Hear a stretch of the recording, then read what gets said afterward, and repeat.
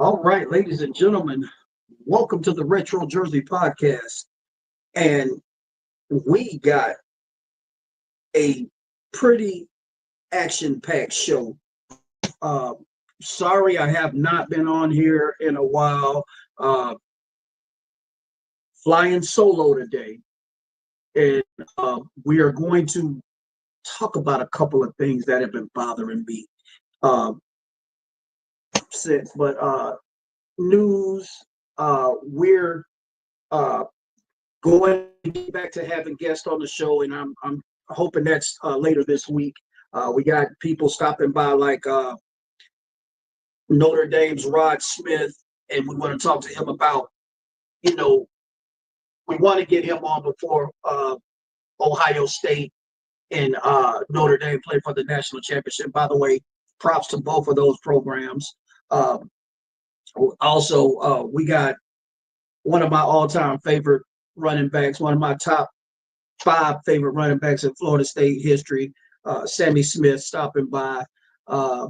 And we got Corey Sawyer stopping by as well. And then we got Buster Davis. And I'm hoping to get them on this week and next week, and a few more people that slipped my mind. So let's get into it. I see Tyreek Hill wants out. I'm late to this party as usual because I've been a little busy, but Tyreek Hill wants out of Miami. And for me, I don't blame him. I do not blame him. I see it. Listen, I told you people on my TikTok page a few years ago when he came to Miami, he was not going to stay there. All you got to do is go look at my TikTok page, Max Rider, MAXRIDAH 34. Again, I told you he was not going to stay there because Miami is too dysfunctional and they don't have a culture identity. Not a culture or an identity. They don't have a culture identity. They don't know what they want to do. Ever since Don Shula left, they don't know what the heck they want to do.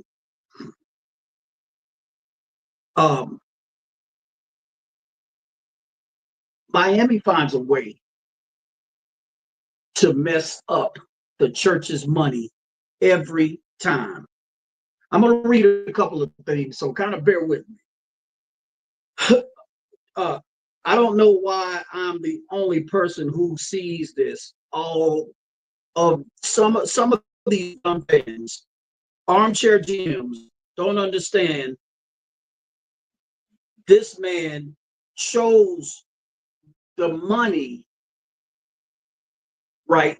He chose the money other than staying with Kansas City and being a champion. He's got a ring just because he chose the money. Listen, dumb fans. Listen, stupid fans. Just because he chose the money does not mean he doesn't want to win. See how you're. I don't understand these dumb Miami fans. I really don't. Let's go on a little bit.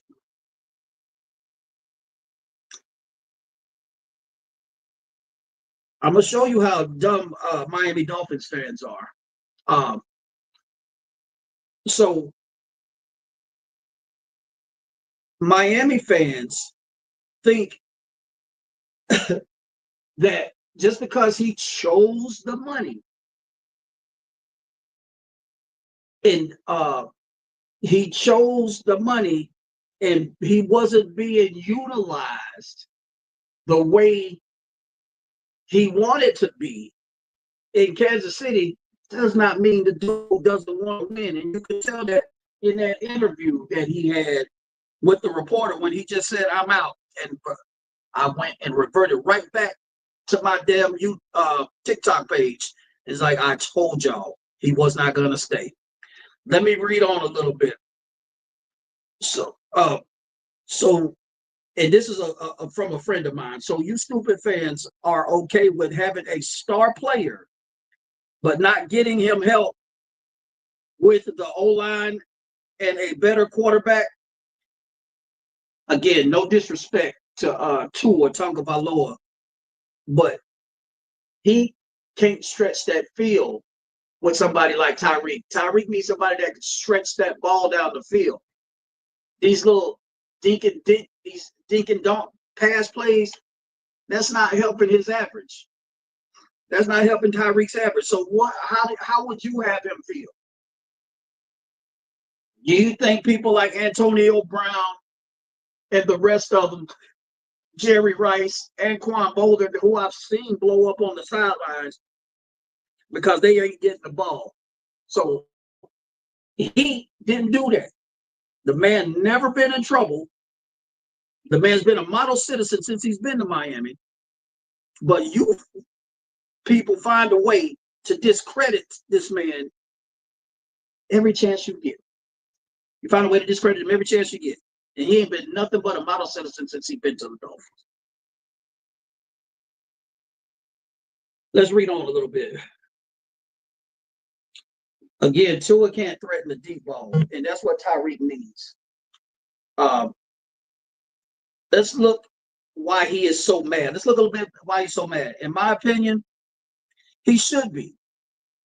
But this is the first time. This is the first time he wasn't able to get 1,000 yards. And we'll talk about the stats in a minute. He wasn't able to get that 1,000 yards that he normally gets. Let's look. He had a string of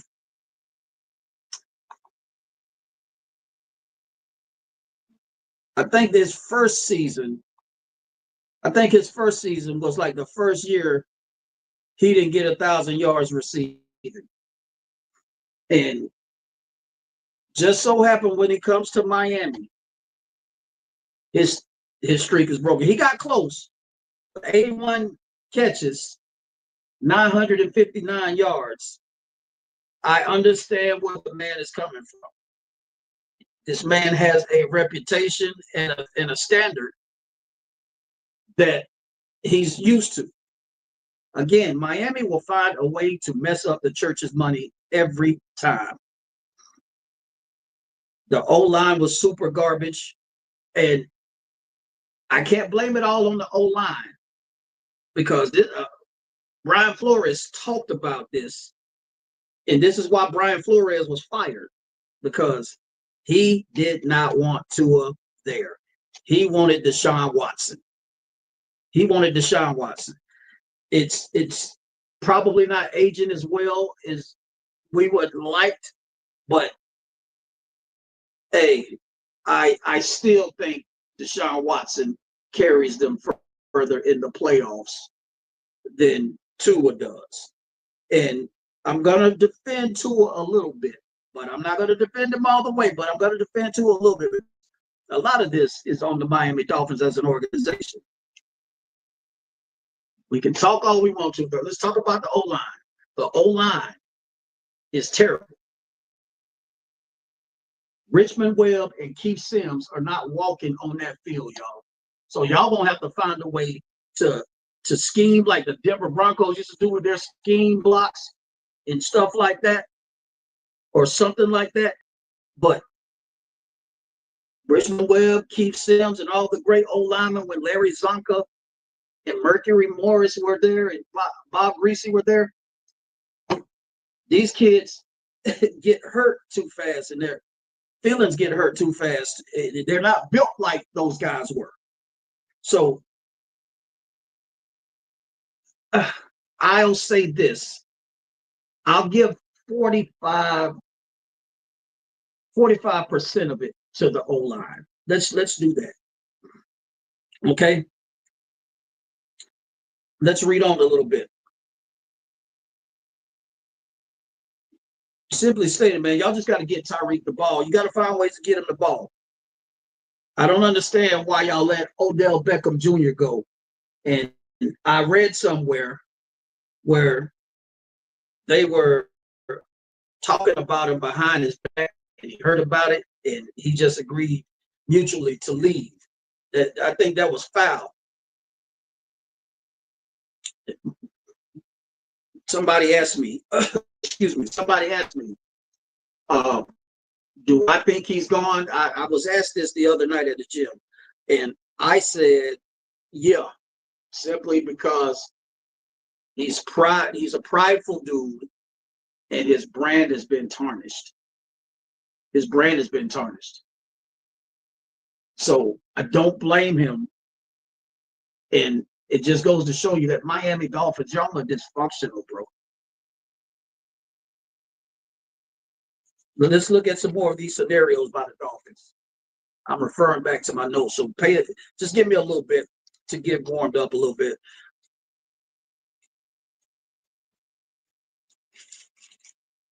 Other situation with the Dolphins. The head coach, what's his name? I'm tired of coach's name, Mike. Yeah, I won't say, but I'm tired of coaches with the first name Mike. Uh, let's look at this. The coach does not know. He might know how to call plays, but he don't know personnel. I'm trying to understand his goal line packages, and there's no way to understand them. He simply does not know how to place personnel on the field. And whoever's talking to him needs to tell him, bro, why is A-Chain in on a goal line situation? He's not that big of a dude. He's not that big of a dude. Mostert should be there with the fullback. Goal line packages on the 3 and 4 and 5 yard line, you bogged down right there. Explain that to me. This organization is dysfunctional. They're dysfunctional. And there's no other way around it. Dumb play calls. Dumb play calls. I see no reason to throw the ball on the 2 and 3 yard line. If you would have done better earlier in the series of plays, you wouldn't have to do that. Just dumb, man. What else can we talk about with the Dolphins? Oh, and this is the main reason to me. This is the main reason to me. Why is Miami playing in the AFC East? You see for yourself, time has proven that they are not a cold weather team, and the AFC East is a cold weather division. They're a cold weather division. Buffalo, Patriots. Who else is over there? The Buffalo Bills, the New England Patriots, the Miami Dolphins, and oh gosh, it slips my mind who's over there because they're so terrible. We'll find out who it is. Hold on.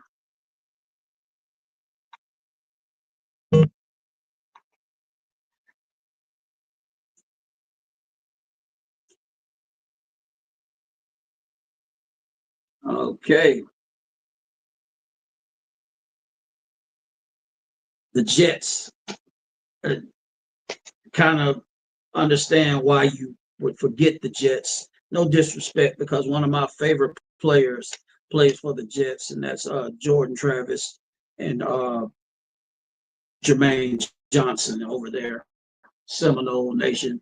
But listen, cold weather. Miami is a tropical team. Why are they still playing in the AFC East when they could move to the AFC South and you can just realign the conferences? Let's look at a scenario right quick. Let's see. AFC South.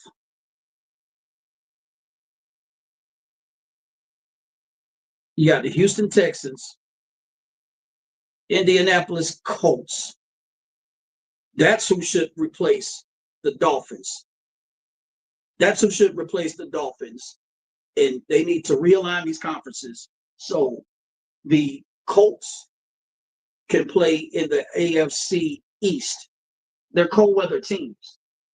They're they're colder than Miami. So how about doing that? And then I promise you, you'll start seeing better results depending on the personnel of the team. So we'll move on from that. I just think Miami Dolphins need to move out of the AFC East because they can't win cold weather games. Buffalo is their kryptonite every year. They may be a kryptonite to the Patriots every now and again, but not when it counts. So I just think they need to realign these people. I see all these so-called smart heads. I'm going to read what somebody else sent me. I see all these so-called smart heads on ESPN telling him to stay there when he can't win there. It's been proven they are not committed to a winning atmosphere. They're just not. Miami's just not proven to be. To me, they want to win. They just don't. They just don't show me. And all I see is a bunch of. Let's put it this way. The Miami Dolphins are nothing but a tourist attraction. It's just that simple. They'll get people in there. They'll get a couple of players in there just to keep money coming in their pockets. But when it comes to it, they don't want to fork out no real money. They do not want to fork out no real money and be committed to winning. Again, I said this in my TikTok video a few years ago when Treek Hill came to the Dolphins. They are just a tourist attraction, and he would not stay. And you can say what you want to, and I know I'm going to get some backlash from it, but it's true, and I'll prove it to you. Real Dolphin fans that ain't in their feelings will understand where I'm coming from. Listen to the players who have left because of the fact Miami couldn't win. Reggie Bush, that's the first one that comes out of my mind. Kevin Carter, Randall Hill, Fred Barnett, Zach Thomas even left. Tony Martin, Jason Taylor even left. Ricky Williams, I'm wearing his jersey right now. And Wale Ogunleye, he left. They might have traded him for Booker, I think, the receiver from the Bears, if I'm remembering correctly. Keith Byers traded off Sammy Smith. Chris Chambers, Carlos Dansby, Joey Porter, Randy McMichael. Who else we got? Ndamukong Suh. You got Troy Vincent, Lamar Smith, Wes Welker. You didn't even utilize Odell Beckham Jr. Ronnie Brown, Jarvis Landry, Ted Ginn Jr. And don't let me get started on all the players you fumbled away. Even I'll date it back to when there was talk about Barry Sanders coming to Miami, but some kind of way you messed that up. There was talk about Dion coming to Miami, but some kind of way you messed that up. Don't let me get started on Peyton Manning and Drew Brees, but you messed that up too. Now, how in the hell can you not, all those players that I named, and I can keep going, all those players that I named, how are you not able to win a championship? You haven't won a championship since I've been alive. You haven't won a Super Bowl since I've been alive. Make it make sense. It's crazy. And then, and I'll get off the Dolphins because I can keep going. I keep telling y'all they're a tourist attraction. And then I just seen that the coaching staff just fired Wes Welker. I see that the coaching staff just fired Wes Welker.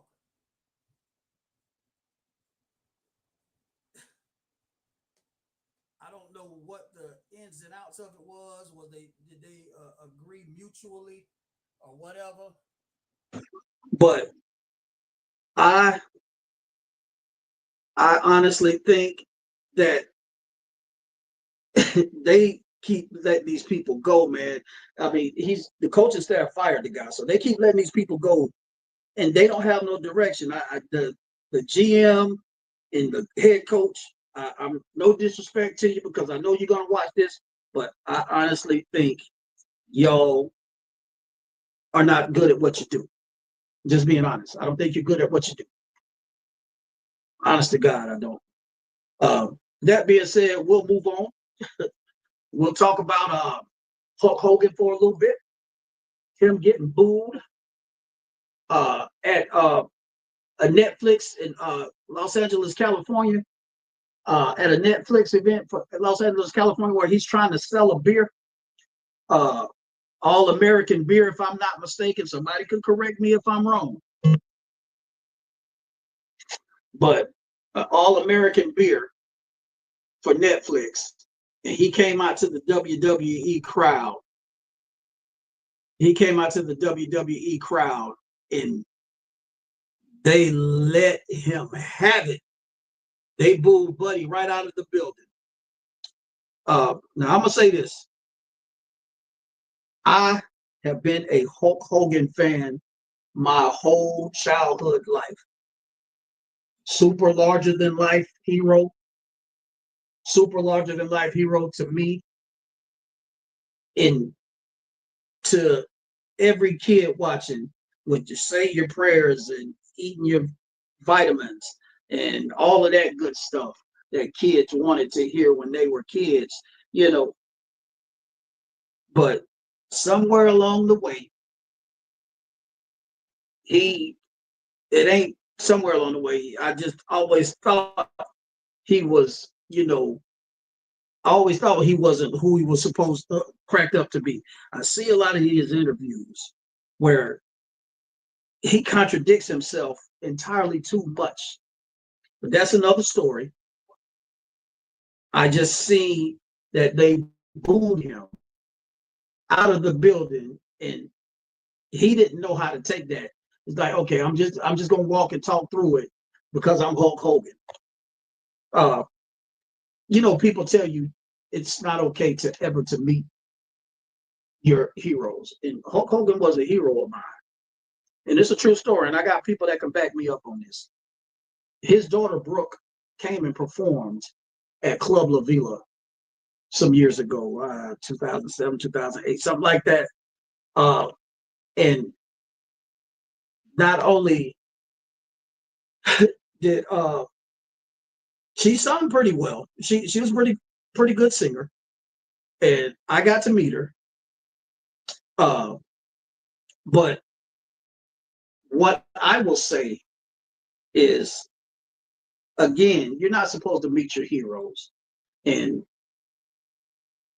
we asked him to come back and promote for the club, I think, and he didn't come back until the event, the wrestling event was over, and he came back. I mean, not the wrestling event, but his daughter's performance, and he came back with I want to say it was Brian Knobs. It was Brian Knobs from the Nasty Boys, and I didn't see it, but somebody seen him giving girls that are underage alcohol. So he did, um, and somebody goes over the radio, hey, somebody needs to tell Hogan he has to leave. He just bought alcohol for some little 18, 17, 18-year-old girls. And who has to kick him out? I did. And do you know the feeling that you get when you got to kick out your hero? Um, hey, Hope, they're telling me you have to leave. They seen you giving drinks to a underage girl, and You have to leave. He had on those dark shades. The dude was like 6'100". And they finally go, and well, Brian Knobs walks up and taps him on the shoulder and says, "Come on, man, let's go." And I asked him before you left, I was like, "Still my boy, but please can I get a picture with you?" And he was reluctant to do it, but Brian Knobs, the man, he was so excited to do it. And thank you again. I didn't get a chance to thank y'all back then, but thank you for that. But that was an awkward experience. But getting back on that, him getting booed, WWE will probably turn it around and make him do his Hollywood Hogan character. And isn't that mighty, mighty fishy to you guys that in the midst of the Los Angeles fires, wildfires, that he would choose to do this promo, or Netflix would choose to do this promo? Make it make sense to me. What else we got to talk about? We're going to talk about the Pittsburgh Steelers in the situation with my man, head coach Mike Tomlin. Any of you people that's thinking Mike Tomlin is not a good coach, fall on something sharp. Just fall on something sharp, because he has kept that organization afloat. And I promise you, if it was not for him, there will be no 18 straight winning seasons. There will be no 18 straight above 500 seasons, or whatever he got. People wanting him out. I don't know if I listened correctly. But I see where they said, and they might have a point. I see where Shannon Sharp says they held on to Big Ben Roethlisberger a little bit too long, and they missed out on Lamar Jackson. Yeah, I agree with that. I agree with that. But Shannon Sharp, my brother, won't you agree that LeBron James is holding on to the league a little bit longer, because the Lakers are not going to win a championship while he is there? So if you can agree that Mike Tomlin held on to Big Ben Roethlisberger a little bit too long, you can also agree that the Lakers are holding on to LeBron a little bit too long. Yes or no, right or wrong? Help me help you. All you dudes, and I'll go back to this Tyreek Hill thing, and I'll end this. All you dudes that saying Tyreek should stay, like Stephen A. Smith, I think if you were in a situation at your job right now, to something similar to where he was, somebody came in there brash and taking your ratings, or taking your shine, or not getting you're not getting the shine that you should get because of your veteran status, wouldn't you feel some type of way about it? Talk to me. With that being said, we'll go ahead and end this broadcast, and we will see y'all this week. Hopefully we have a guest. All right, guys. Retro Jersey Podcast. We out.